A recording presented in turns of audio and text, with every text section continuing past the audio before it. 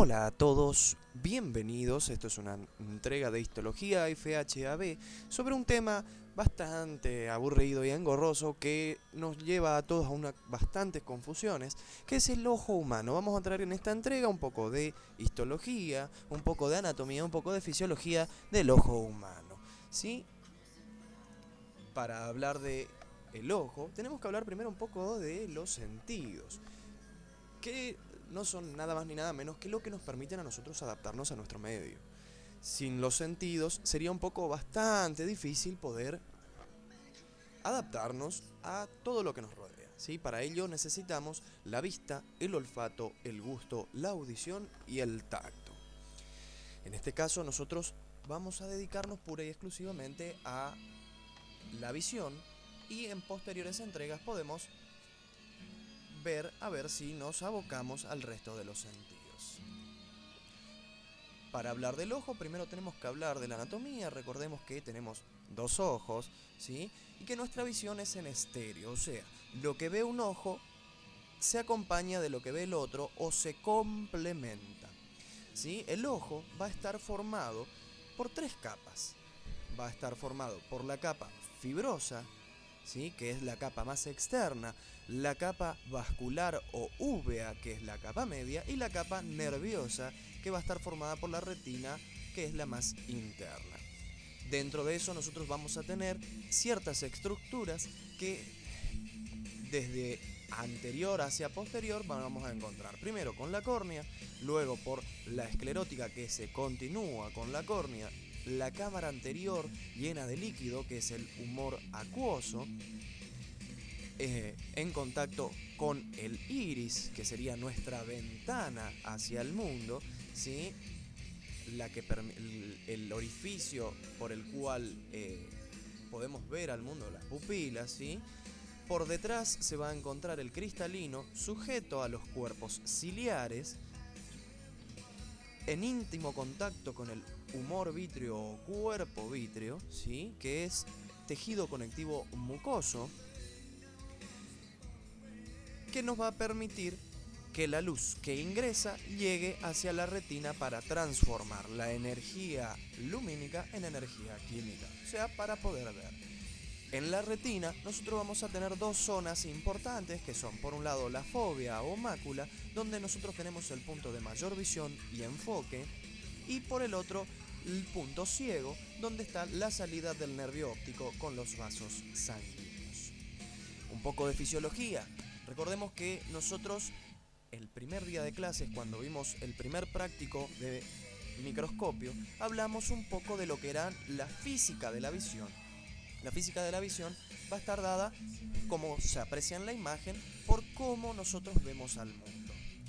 En ese práctico nosotros habíamos visto tres siglas que correspondían o hacían alusión a la forma en que el microscopio óptico nos daba una imagen, que son vía, RIA y VDA, que son virtual, invertida y aumentada, real, invertida y aumentada, y virtual, derecha y aumentada, que más abajo en la descripción del video se las voy a dejar para evitar confusiones. Dicho esto, pasamos a la descripción de la imagen, que siempre nosotros vamos a tratar de comparar al ojo con una cámara fotográfica para que se pueda interpretar un poquito mejor, ¿sí? El ojo necesita que ingrese luz para poder esa luz ser interpretada por la corteza visual. Nosotros tenemos una imagen invertida dentro del ojo de nuestro mundo. ¿Cómo se aprecia en la imagen? Esa imagen que ingresa refleja o rebota primero en la córnea, luego en el cristalino y es invertida y choca directamente con la retina, es desfragmentada y llevada por la vía óptica hacia la corteza visual en la zona occipital, en las áreas 17, 18 y 19 de Brodmann. Eso es un poquito de anatomía que ustedes deberán abocarse cuando den neuroanatomía. Recordemos un poco de esta anatomía antes de continuar, que como ustedes sabrán, cuando hablemos de la retina estaremos hablando pura y exclusivamente de la vía óptica. Vamos a la descripción histológica del ojo. El ojo es un órgano macizo, pero como en todas las descripciones el órgano macizo se describe en estroma y parénquima, como el ojo es un órgano muy especializado, se va a describir en 3 capas que siempre se describen desde afuera hacia adentro para ordenar un poco las ideas y para poder entenderlas, ¿sí? Por un lado, por primera capa vamos a tener a la capa fibrosa, que va a estar formada por la esclerótica y la córnea. Córnea nosotros vimos ya cuando hablábamos de ejemplos de tejido conectivo y de epitelio, ¿sí? Pero no está de más un poco de repaso. La córnea va a estar formada por 3 capas.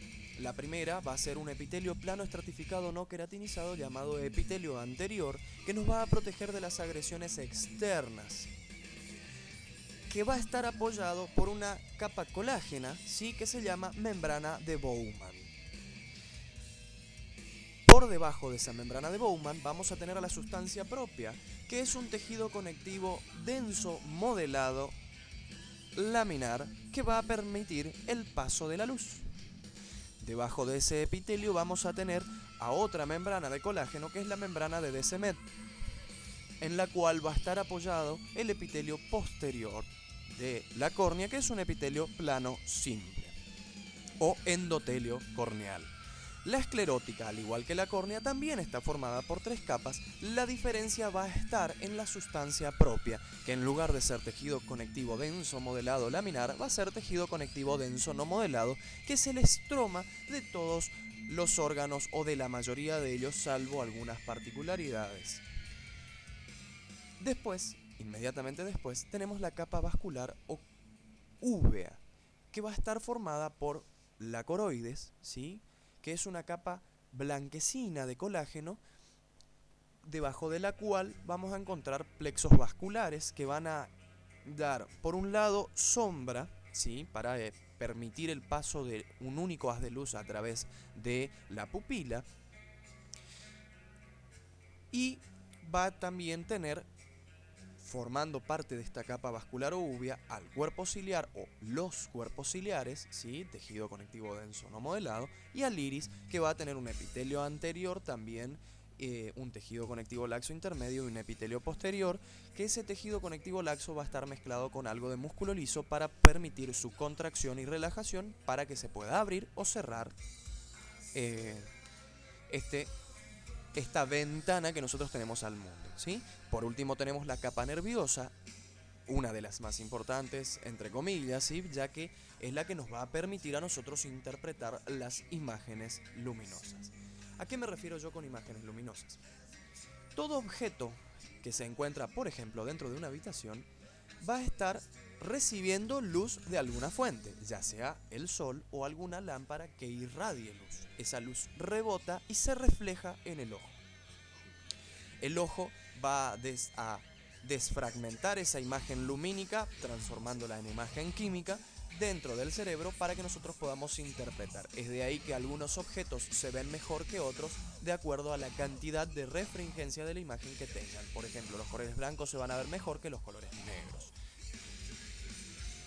Esto es una imagen histológica con hematoxilina y eosina de la zona o el limbo esclerocorneal. ¿Qué es esto? Es la zona donde se unen córnea esclerótica y por detrás vamos a tener al cuerpo ciliar y al iris, ¿sí? Entonces, repasemos. Córnea, esclerótica, cuerpo ciliar y el iris por acá bien oscuro. Como dijimos, la córnea va a estar formada por un epitelio anterior plano estratificado, no queratinizado, que como recordarán de la clase de epitelios, ya que los epitelios no tienen o tienen muy poca sustancia intercelular, se tiñen bastante oscuros en los preparados de hematoxilina y eosina, entonces se los puede diferenciar bastante bien. Por debajo se va a encontrar la membrana de Bowman, que en este caso no se ve ya que se necesitan tinciones especiales, y lo que sí se ve es el tejido conectivo denso modelado laminar, y por debajo apenitas observándose unos puntitos bien basófilos que es el epitelio posterior de la córnea o endotelio corneal. acá en esta zona donde se marca con una línea negra, estamos en presencia del limbo esclerocorneal propiamente dicho, que es la unión entre la córnea que viene acá y la esclerótica por debajo. Por detrás, más hacia adentro, formando casi una línea recta, estaría nuestro limbo esclerocorneal, donde se produce la reabsorción del líquido que se encuentra en la cámara anterior del ojo. Esto que se aprecia acá es el cuerpo ciliar con un montón de puntos oscuros que van a representar, o que mejor dicho, son los vasos sanguíneos de la capa vascular. Esto que se aprecia acá es el iris, que en una imagen posterior se va a ver mejor. Visto más de cerca, podemos apreciar las capas del epitelio anterior de la córnea y podemos discernir que es un epitelio plano estratificado, no queratinizado, y por debajo se va a encontrar el tejido conectivo denso modelado laminar. Como les decía, acá tenemos una imagen con mayor distancia de lo que ya habíamos visto en la primera imagen, que es la córnea, la esclerótica, el limbo esclerocorneal, el cuerpo ciliar dentro de lo que es capa vascular y el iris. Como pueden apreciar, en esta zona se puede ver una línea más oscura, que esto es nada más ni nada menos que ya la capa nerviosa, no la retina, sino el epitelio pigmentario, el cual se tiñe muy oscuro por la cantidad de pigmentos que posee. Esto es un preparado aún más perfecto, donde se puede apreciar aún mejor lo que es el epitelio anterior plano estratificado no queratinizado, el tejido conectivo denso modelado aponeurótico y el epitelio posterior plano simple de la córnea.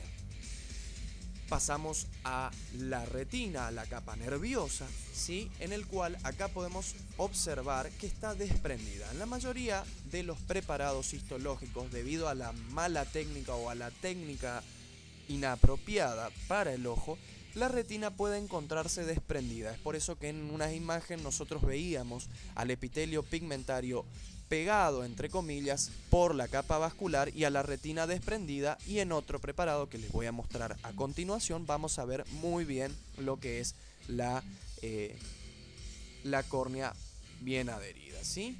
Acá podemos apreciar que la córnea va a tener la retina va a tener sus 10 capas, ¿sí? Las cuales voy a poner en la descripción del preparado, que son desde afuera hacia adentro la capa de conos y bastones, primera neurona y receptor de la vía óptica, la nuclear externa, la plexiforme externa que va a conectar con una capa nuclear interna, segunda neurona de la vía óptica.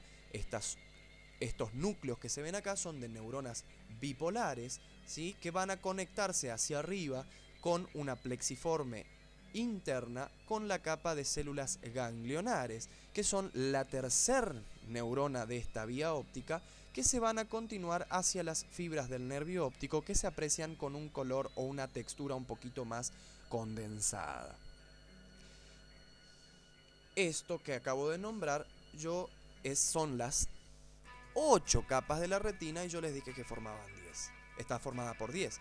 ¿Qué pasa? Esta retina necesita estar adherida, ¿sí? Necesita estar toda junta. Para ello hace uso del colágeno, que va a tener dos láminas limitantes, una externa y otra interna. La limitante externa se va a encontrar entre los conos y bastones y los núcleos de los conos y bastones, o sea, la nuclear externa, y la otra se va a encontrar entre las células ganglionares y las fibras del nervio óptico, teniendo así las 10 capas de la retina.